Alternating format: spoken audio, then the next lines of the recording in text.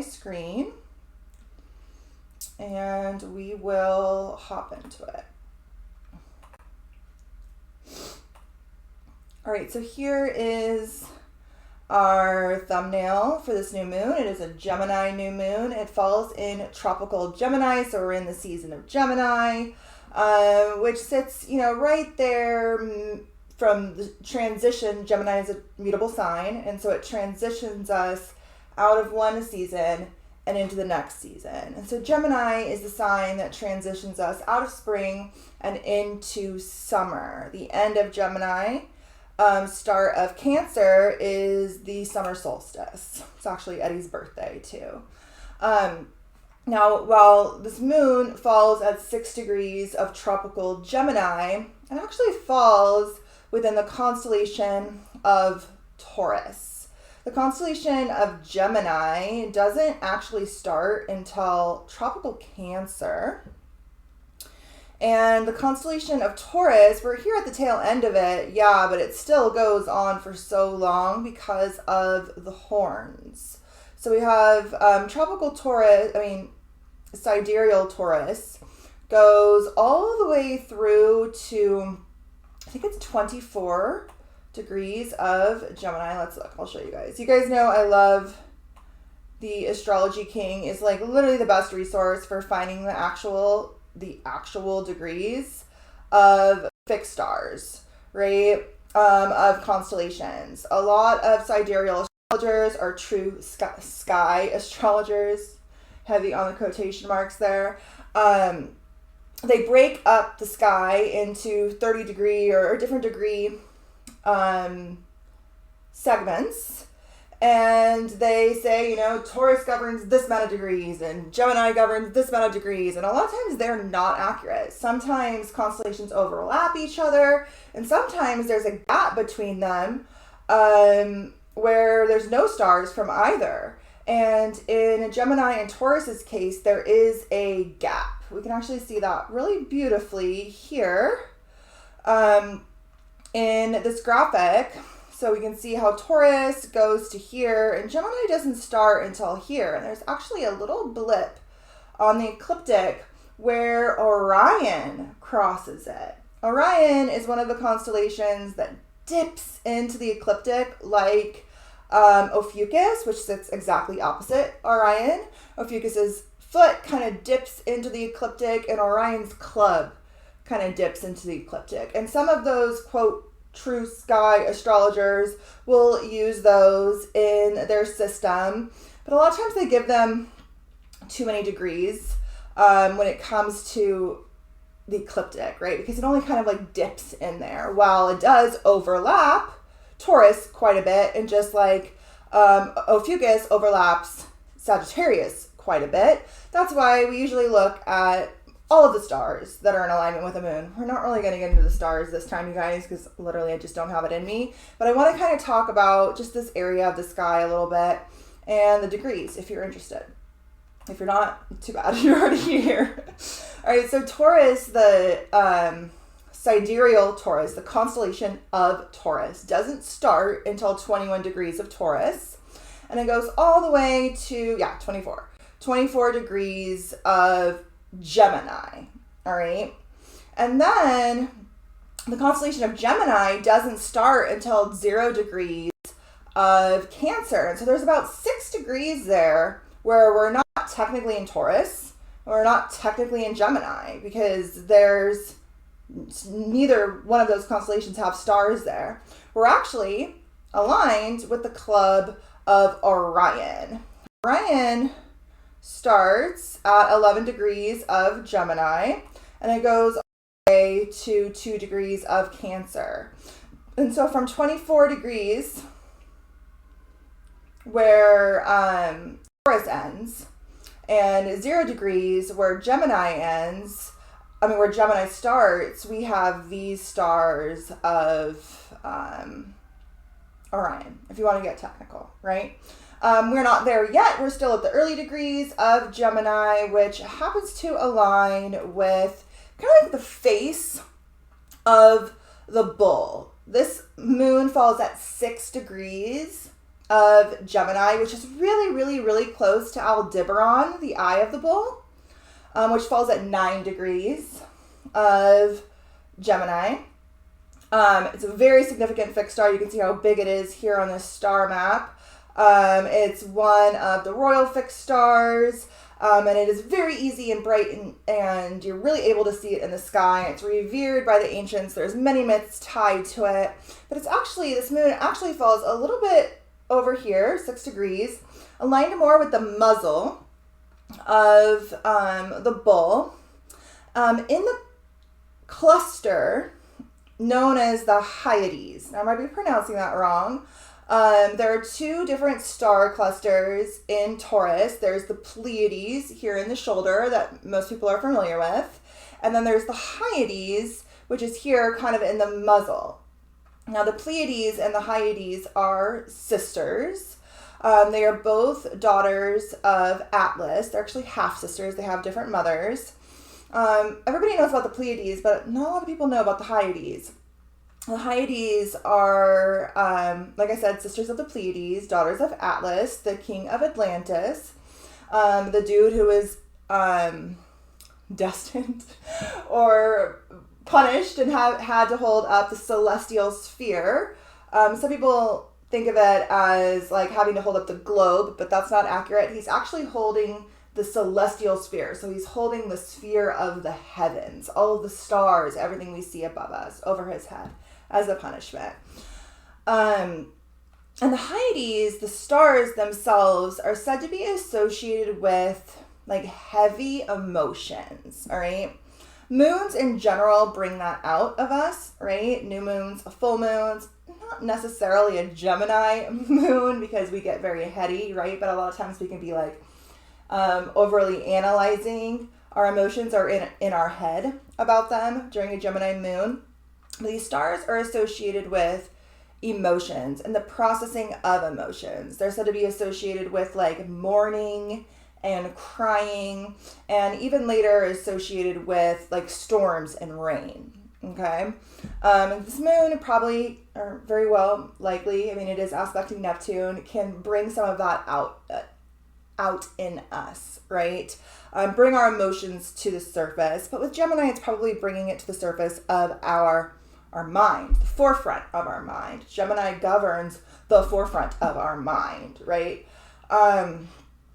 All right, so let's get into this thumbnail a little bit, and then we'll move on. It's so hot in here, guys. Oh my gosh. All right, so the first line here, it says the riddle, the unknown, and the importance of mindset. A lot of this really is pointing towards the cards that we'll get to a little bit later, but also talking about the astrology, right? This moon sits in a conjunction to the ruling planet of Gemini, which is Mercury, the mind, our mindset, right? But, which normally would make for a very like fine-tuned mind, very clear, not a lot of unknown, not a lot of riddle about it, right? But that Sun, Moon, Mercury conjunction in Gemini is aspecting harmoniously, but it's aspecting a bunch of things, including Neptune. All right, so Neptune brings this essence of unknowability to this lunation, right? It brings the riddle, right? It's all of the planets except for Pluto are direct right now, but it still kind of feels, at least around while Mercury is here aspecting Neptune, it's going to feel a little bit like Mercury is retrograde. Like things aren't really very clear. And like we're kind of in this like realm of the unknown where we know there's like a message or some information that's like about to come through, but it can't because we're still like in the fog. We are in this essence of the unknown, right? And very much in this realm of the riddle where things aren't very clear, yet they're very like metaphorical and symbolic and dreamy and intuitive, but not very clear-minded. Gemini does not like this. Gemini, this moon is beautifully aspected, but that Neptune aspect makes Gemini a little uncomfortable, because Gemini likes like clarity of information, and not anything to be like obscured, right? And right now things are just not as they seem, and we're kind of in our head about it, right? And we're going to get into these cards a little bit later, but you guys know the archetype. I always pull an archetype card, right? And the archetype card I pulled is the riddle. I pulled some other cards too to get a little bit of deeper insight, because this deck has been pissing me off lately in my personal life. It just keeps giving me gibberish. And so when I pulled the riddle, I was like not surprised. I was like, yeah, sounds about right. You're not going to give it to me straight. So I used a couple of other cards to get some insight into it. So I pulled from the actual tarot, and I got the moon card. It was like, oh yeah, duh, thanks for that. We kind of already knew that. But we'll read a little bit deeper into that card later. And then I pulled another card that has a lot to do with mindset, right? It says you can't have a positive life with a negative mind, right? And I feel that. I feel like this line right here is really, to me personally, like I need to like heed these words, because I have definitely been in my head, in my mind, and thinking of like all the worst possible things that could go wrong, when I should be having a like positive mind and positive outlook on the future to kind of like help that manifest, right? But I have not been there. I've definitely been in a dark place, I guess you can say, of my own making. Like there's really not a lot of evidence to show that that's where I should be, although there is a little bit, that I'm maybe reading a little bit too far into, right? But we'll get into this all as we get into the chart. But Gemini is the realm of the mind. And we're at a new moon, which is a time of new beginnings. It's a time to plant new seeds. And during a Gemini new moon, we're really asked to plant new seeds around the mind. Mental seeds. Seeds around our mindset. Seeds around communication, right? We have a lot of major planetary shifts in the works. All right, we have Saturn, which just entered Aries for the first time in roughly 30 years. And then we have other planets that have been in signs for a considerable length of time, ready to move into new signs. We have Jupiter moving into Cancer next month, June 9th. And then the following month, on July 7th, we have Uranus, which has been in Taurus since 2018, moving into Gemini, where it has not been for freaking long ass time. So hot in here. So we're at this like threshold between one world and the next world. And so things are a little confusing. Things are a little unknown right now, but there's a lot of change, a lot of shifts in the works, right? And this starts first with Saturn, which we'll get into after we finish these slides, all right? Saturn and Aries, kind of a big deal. We haven't experienced this, like I said, for about 30 years. If you were born between April 1996 or October 1998, then you are heading into, you're already starting your Saturn return. It's a really big fucking transit, especially for you personally, you 96 to 98 babies. It's a big deal. All right. My Saturn return is when my life fell apart, but then I got into astrology and I started what I'm doing here now. These are big moments in your life that you only get once every 30 years or so.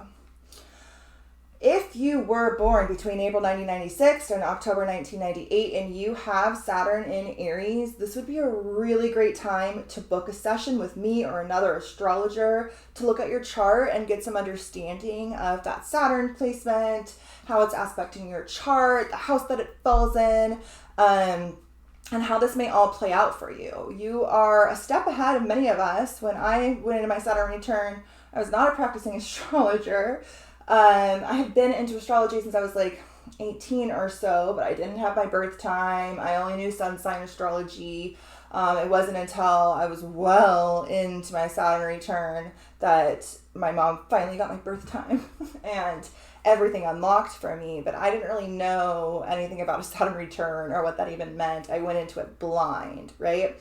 If you are already well into your astrological journey, this is a time where you can go into it with some foresight, with some insight, with some help from somebody who's been through it themselves, right? So it'd be a really great time to book a session. You guys know where to do that, right?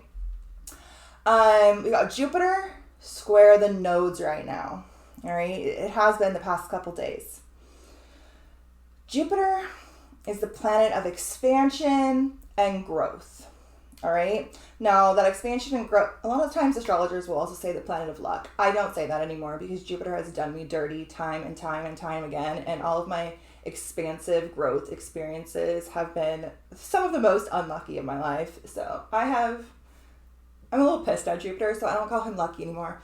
He does give you a sense of optimism, though, through it all, through the pain he puts you through for that expansion and that growth. But he's the planet of expansion and growth.